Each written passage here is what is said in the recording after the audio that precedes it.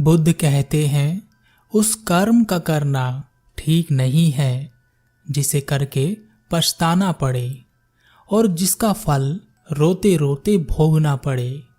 मनुष्य जीवन में एक चीज बहुत मायने रखती है और वह है कर्म।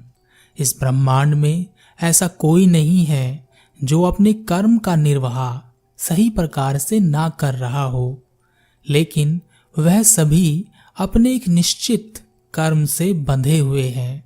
जैसे पृथ्वी अपने एक निश्चित कर्म से बंधी हुई है। एक समय ऐसा आएगा जब वह अपने इस निश्चित कर्म से मुक्त हो जाएगी।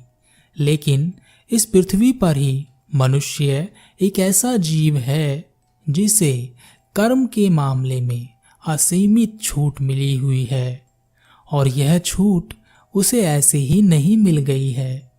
यह छूट उसने कमाई है।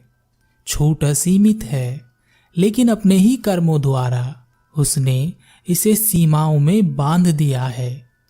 वह कुछ निश्चित गिने चुने कर्मों को छोड़कर वह कुछ ज्यादा नहीं कर पाता। इस पृथ्वी पर कुछ गिने चुने मनुष्य ही ऐसे हैं जो अपनी असीमित क्षमताओं को पहचानते हैं। मनुष्य का जो संसार है वह झूठ पर टिका हुआ है। उसने अपने चारों ओर झूठ का एक जाल तैयार कर रखा है और इसी जाल को वह अपनी दुनिया भी कहता है। ऐसा नहीं है कि इस दुनिया में सत्य नहीं है। सत्य हर जगह होता है, लेकिन हम उसे देख नहीं पाते। इस दुनिया में भी मुख्य तौर से 4 सत्य रहते हैं: जन्म, जीवन, मृत्यु और इसके अलावा वह प्राणवायु जो आप रोज लेते हैं। जन्म के समय आप खुश होते हैं, जीवन के समय आप उलझे हुए रहते हैं और मृत्यु के समय आप डरे हुए रहते हैं। और प्राणवायु का एहसास आपको अंतिम समय में ही आता है जब वह छूट रही होती है। गौतम बुद्ध अपने शिष्य आनंद के साथ एक मार्ग से रोज निकलते थे। रास्ते में एक किसान का खेत पड़ता था। जब भी बुद्ध वहां से जाते, किसान उनको प्रणाम करता। एक दिन उस किसान को अपने खेत पर एक धन की थैली पड़ी हुई मिली। रात में चोरों ने एक धनिक के घर पर धन चुराया था और उस धन का बंटवारा उस खेत में किया था। बंटवारे के समय वह थैली उस खेत में पड़ी रह गई थी। किसान उस थैली को देखकर उधेड़-बुन में लग गया कि वह उसका क्या करे। एक तरफ तो उसका मन कहता कि यह धन राजा के हवाले कर दे, और दूसरी तरफ वह सोचता कि इस धन से अपने परिवार के लिए वह बहुत कुछ कर सकता है। इससे उसके दुख दूर हो सकते हैं। वह कोई निर्णय नहीं ले पा रहा था, अतः उसने उस थैली को मिट्टी से ढक दिया। उसी समय बुद्ध आनंद के साथ भिक्षाटन करते हुए किसान के पास पहुंचे। किसान ने बुद्ध को प्रणाम किया, लेकिन उस धन की थैली के बारे में कुछ नहीं बताया। बुद्ध ने आनंद को उस थैली की ओर इशारा करते हुए बताया, आनंद, उस जहरीले सर्प को देखो। आनंद ने भी उस थैली की ओर देखते हुए कहा, हाँ भंते, मैं उस जहरीले सर्प को देख रहा हूँ। बुद्ध और आनंद भिक्षाटन करने हेतु आगे चले गए।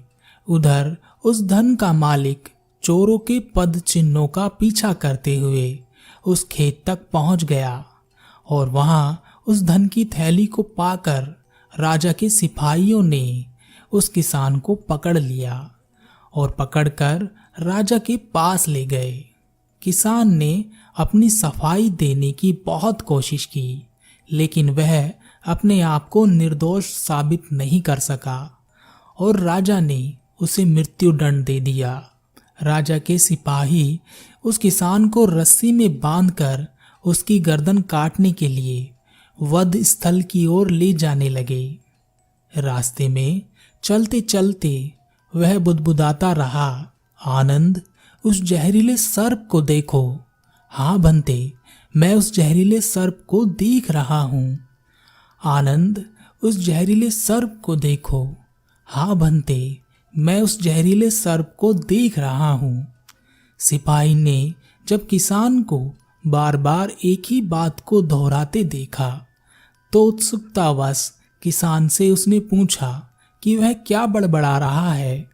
किसान ने कहा, मैं तुम्हें नहीं बता सकता, इसका स्पष्टीकरण मैं केवल राजा के समक्ष ही दे सकता हूँ। सिपाहियों ने यह बात राजा को बताई। राजा ने उसे अपने दरबार में बुलाया और पूछा, तुम क्या बड़बड़ा रहे हो? तब किसान ने पूरी बात और बुद्ध के कहे शब्द राजा को बता दिए। राजा उस किसान के साथ संध्या के समय बौद्ध विहार गया और बुद्ध को प्रणाम कर बुद्ध को घटना की पूरी जानकारी दी। बुद्ध ने राजा को बताया कि किसान सच बोल रहा है, उसने चोरी नहीं की थी। बुद्ध ने कहा, मैंने ही उस धन को जहरीला सर्प कहा था, सोचा था कि किसान समझ जाएगा। किसान ने बुद्ध के चरणों में सर रखकर क्षमा मांगी। तब बुद्ध ने कहा, उस कर्म का करना ठीक नहीं है जिसके करने से पछताना पड़े, जिसका फल रोते रोते भोगना पड़े। राजा ने किसान को छोड़ दिया। यह हमारे कर्म ही हैं जो हमें इस दुनिया की झूठ में फंसाए रखते हैं और हमारे कर्म ही हमें इस जाल से मुक्त भी कर सकते हैं। इस दुनिया में दो प्रकार का सत्य है।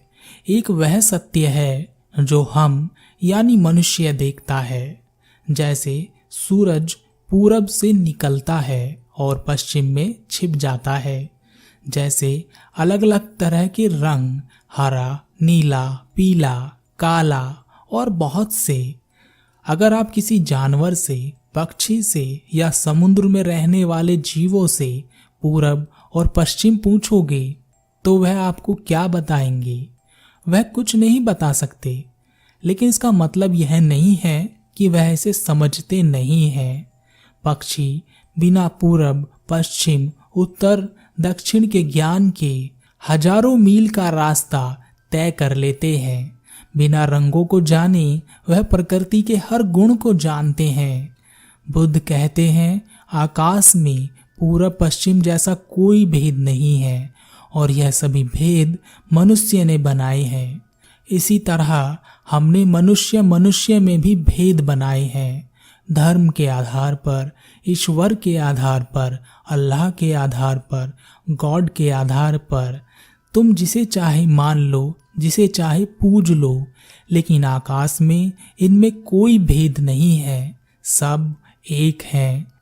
जब किसी एक झूठ को बार बार दोहराया जाता है तो वह झूठ समय के साथ साथ सत्य प्रतीत होने लगता है और वह सत्य की जगह ले लेता है।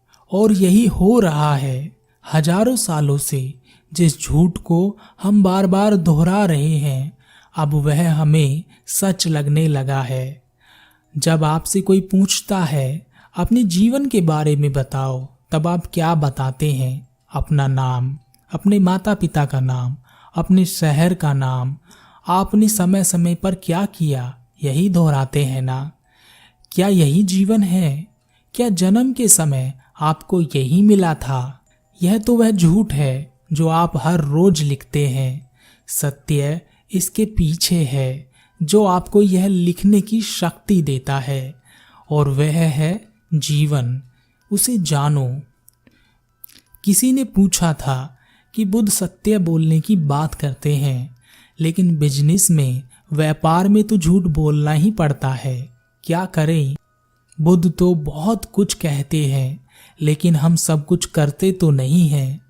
बुद्ध सही कहते हैं, सत्य बोलना चाहिए, क्योंकि झूठ पर कोई व्यापार या जीवन ज्यादा दिन तक खड़ा नहीं रह सकता।